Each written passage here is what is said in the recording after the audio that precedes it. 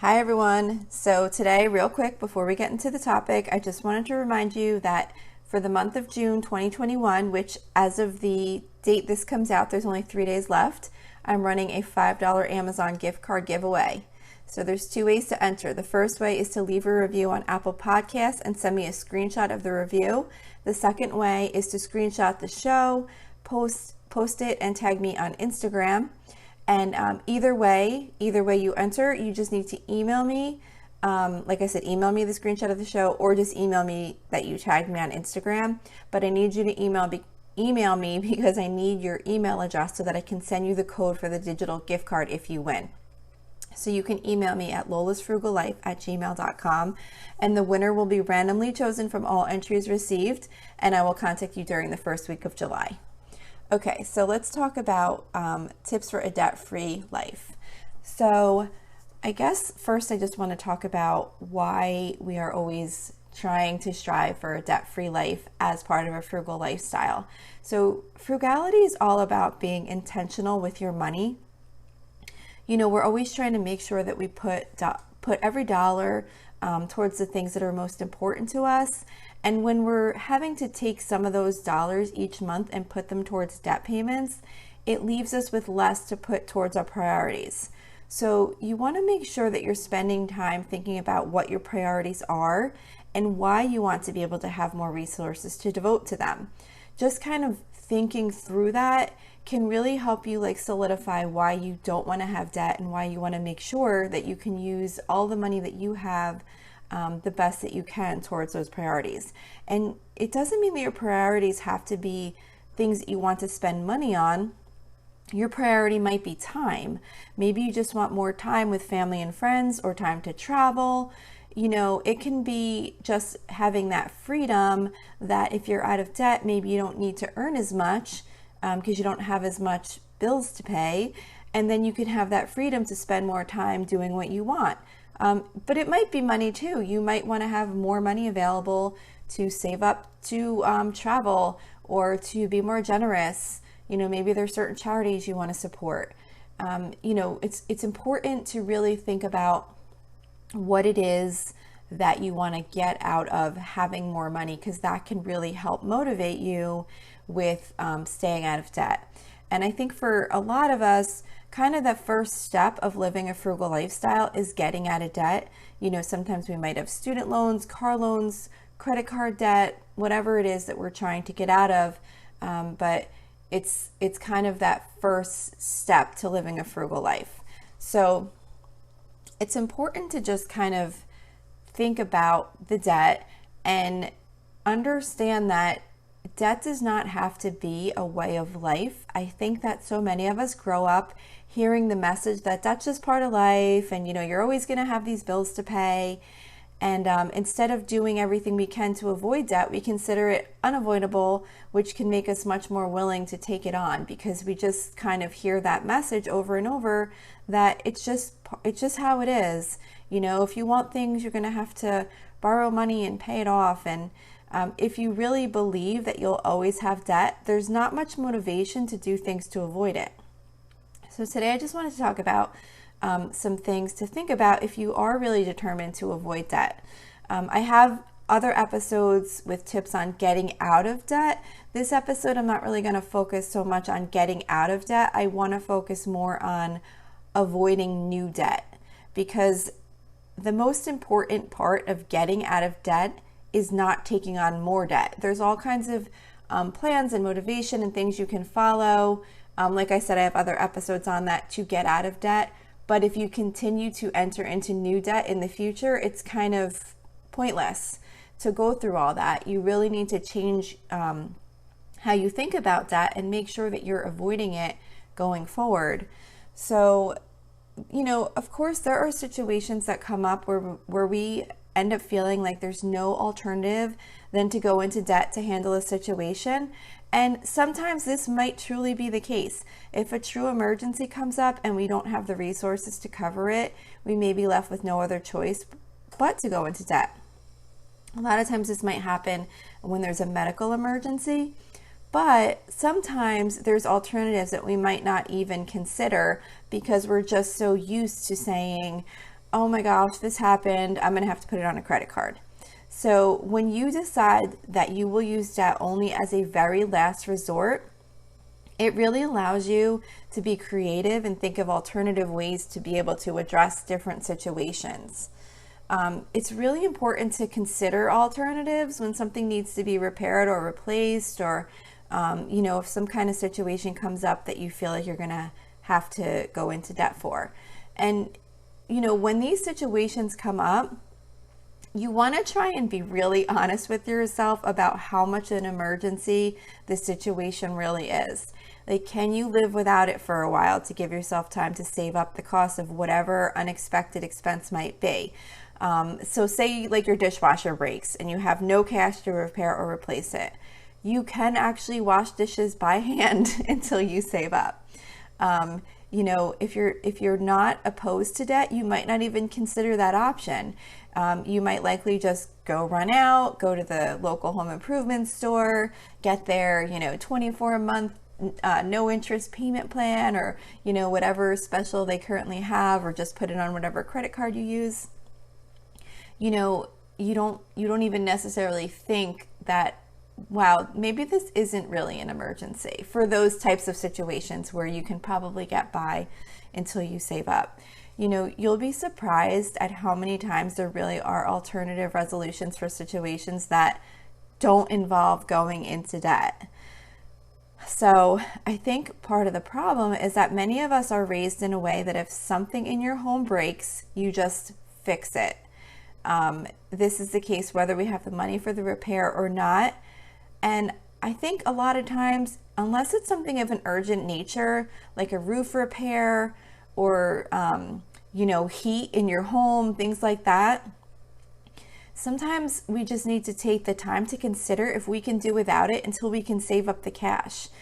So I think it's really just about, to me, I think the most important part of living a debt-free life is changing your mindset about debt and, keeping it really only as a last resort.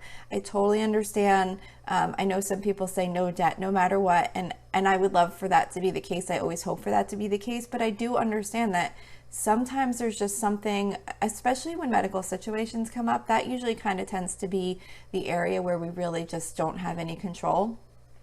But there's other situations that come up too where, something is really an emergency and we find ourselves where we end up going into debt for it. But I think that if we take steps to avoid debt and we really consider all the alternatives when we find ourselves in that situation, in the long run, we can really limit the amount of debt that we ever take on. And once we're in a position where we have our emergency fund in place and, we're always kind of watching our budget and where our dollars go, that we can really live a life that pretty much can be debt-free after a point of time. Like I said, unless some serious emergency happens that just kind of, you don't have any control over.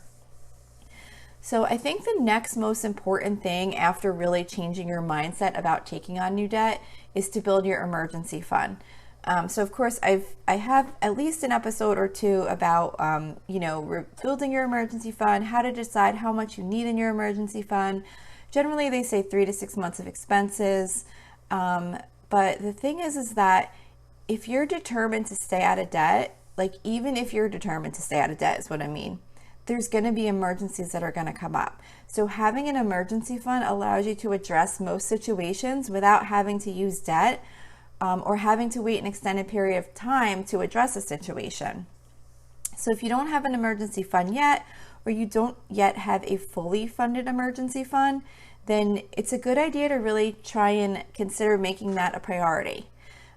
If you're still getting out of debt, there's some debate on how much you should put into your emergency fund until you have your debt paid off.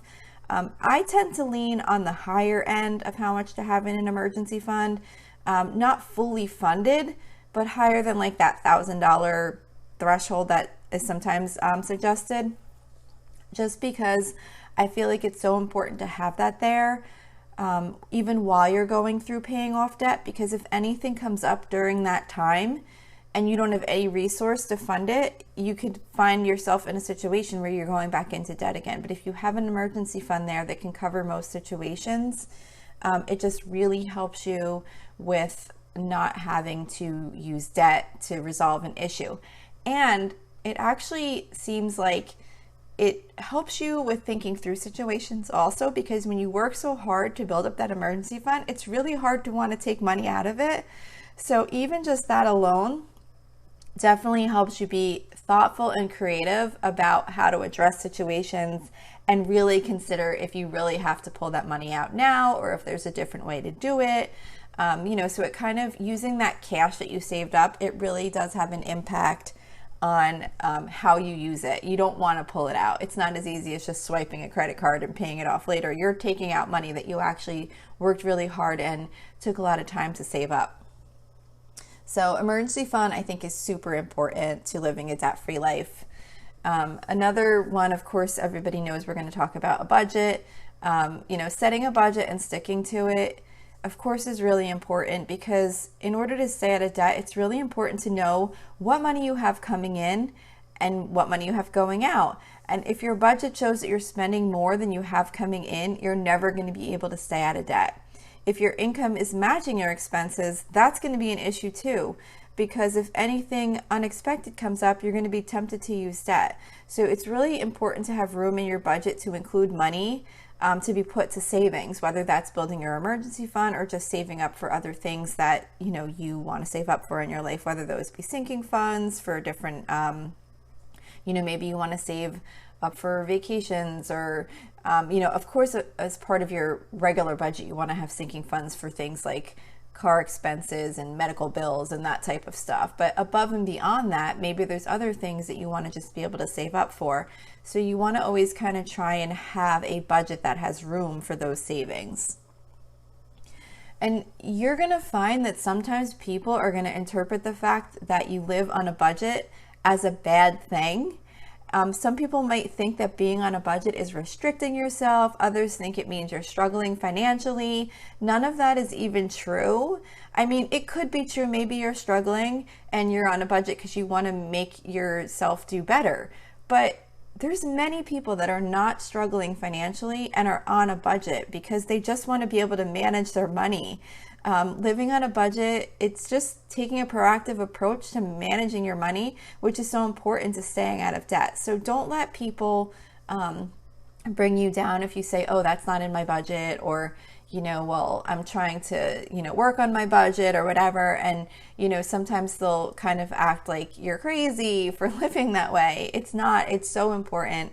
And it's really smart to do. There's nothing wrong with living on a budget. And then, as part of your budget, as you're tracking your expenses, if you have times that you find that you came in under budget on some category or just in like your general weekly spending, try to at least put some of that excess into savings, either savings for something in particular or just like maybe some little extra just in case type money. Sometimes when we find some extra cash in our budget, we can be tempted to just spend it on the things we weren't planning on spending money on. Maybe try and just keep some aside for fun and then put the rest aside for savings. The more often you can be intentional with any extra dollars you find, the less likely you will find the need to use debt to handle situations in your life. And like I mentioned briefly a second ago about the sinking funds as part of your budget, you do want to make sure that part of your budget process includes sinking funds. I do have a separate episode going into more detail on setting up sinking funds, but just as a kind of high level, sinking funds are kind of like little buckets of money that you save up for specific things that don't occur regularly throughout the year. Like, say, for example, maybe you have a sinking fund for annual homeowners insurance payment, or annual vet visits for your pet, or car repairs, things like that. You want to really think through the whole year and think about all the expenses that come up throughout the year so that you can decide how much you want to put away each week or each month or whatever to have for when those expenses come up. Because if you're just saying, okay, here's my income each month, here's my regular monthly expenses, and you budget that way, you're going to get totally caught off guard when all of a sudden you're like, oh my gosh, I totally wasn't thinking that I have this $1,000 insurance premium coming due next month and I don't have it in my budget. So it's not just those monthly income and expenses. It's you really need to think through what are those non-regular expenses that come up throughout the year that you can be putting money aside for each week, so that when the time comes, you're like, oh, that's fine. I have the money set aside already. We're good to go. Because it's really the worst when you're just like tracking along to your budget and you're not thinking of those things. And then all of a sudden it comes up and you're like, oh no. That's what used to mess me up in my budget so much when I first started budgeting. I would just kind of think like I'd be able to cover them in my weekly spending when those things came up. And of course, other things would happen that week, and then I'd wind up being way over budget, and then I'd be trying to catch up, and it just really, it really would mess me up all the time. So it's not going to be perfect when you first start thinking through your sinking fund. You're going to forget things, but as these things come up, then you could say, okay, oh, I totally didn't think about that annual vet visit. Starting today, I'm going to start a sinking fund so that when that time comes around next year, I already have the money set aside. So it's just kind of tweaking it as you go along. And you always want to be thinking about contingency plans too. When you look at your budget, you want to really decide like what would happen if you did have a financial emergency. Like say, for example, you were out of work for a month. Maybe you had a medical issue, or, you got laid off and you need to look for another job, like whatever could possibly happen. You want to know already before something like that happens, what would get cut out of your budget. Like you want to have a plan so that you don't have to worry, so that like, okay, if this happened, we could survive for this amount of time if we cut out all of our dining, entertainment, travel, anything that's in the budget that is not necessary. You want to think like, how would we live if we were in like a true emergency situation? And doing that, it really just kind of gives you peace of mind to know what you would do if you had an emergency situation, and to know that you'd be able to handle it. And if you wouldn't be able to handle it, then maybe that gives you an indication that maybe you need a little bit more in that emergency fund so that you could pull from that to get you through a period of time. So that's all I have to say about tips for a debt-free life today. I really think the most important part is really just having that mindset that you're not going to go into debt unless it's like the absolute last resort and you've considered all other options and there's really no way around it, because that will really help keep you out of debt. So that's it for today. I hope this episode was helpful to you.